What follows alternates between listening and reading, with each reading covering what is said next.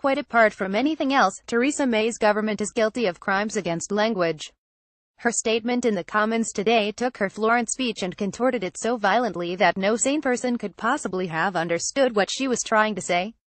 Back in Italy, she'd promised that Britain would accept all EU rules during transition.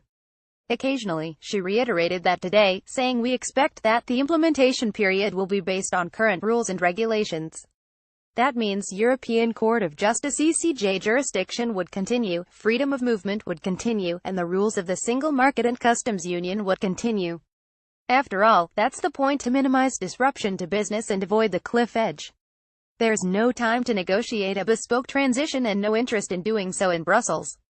Her admission of this was one of the first moments of realism from her since she'd entered Downing Street. But if that's the policy, how come her ministers are saying that in 2019 free movement will end and Britain will leave the single market and customs union? After all, these certainly come under the current rules and regulations of the EU. Opinion. Former news. If you are confused by this, it is because you have an overly traditional belief that words have meaning and that political speech should be comprehensible to voters. Here and there, May sprinkled crucial little caveats into her speech. Freedom of movement as we know it will end in 2019, she said. The words just popped up there at the end of the sentence, smiling innocently.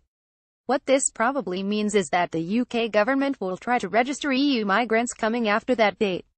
In fact, this is entirely within EU rules. It is so entirely within EU rules that the UK is one of the few EU states which has not done it. Then came the nonsense on the single market and customs union. We would be leaving full membership of these two systems, apparently. We would then be able to make practical changes to this system as we approach the end state of the transition period. This seems limited to setting up a new arbitration system. One of two things is happening here. Either May is misleading the public or she is misleading herself. In all likelihood, it's the former.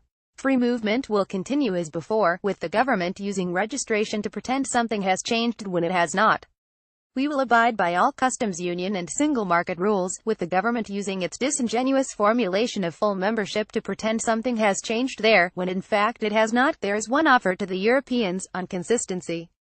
There's another offer to the Brits, on change.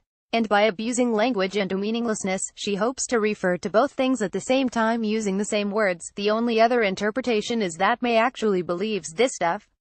She really thinks she can move on from phase 1 of negotiations, which the government shows no signs of achieving, then negotiate one of the most complicated and far-reaching trade agreements the world has ever seen, and then agree a bespoke transitional deal. All before October 2018, when talks end and go to the European and British parliaments for approval. Presumably she does not believe this. Presumably she knows that the trade deal will take many more years than that and that the only transitional period possible is one which keeps things exactly as they are right now. If not, we're really in trouble. It's far better to have a cynical prime minister than a stupid one, although one should not rule out the possibility that we've been landed with both. Regardless of what she's playing at, May continues to make the same mistake she has made many times before. It is a revealing mistake, because it suggests that she believes she's living in the 1950s, which indeed seems to be her preferred cultural destination. The mistake is this: she behaves as if the internet does not exist. Her strategy seems to presume that European leaders cannot see the things which she says in Britain. But they can. They can see everything. So when May tries to mislead her British audience, that is heard by Europeans too. They can hear this nonsense about ending full membership of the single market and the wibbly-wobbly garbage about free movement. The offer May made in Florence therefore sounds like it is being rescinded. It's really not clear who May is fooling here: her MPs, the British public, European officials, or herself. Maybe it is everyone all at the same time. In Florence she made a commendably simple and realistic offer to kickstart talks. That realism and simplicity is now lost. No wonder the government is starting to plan for no deal. Its own actions are making it all but inevitable. Ian Dunt is the editor of politics.co.uk. His book, Brexit: What the Hell Happens Now, is available now.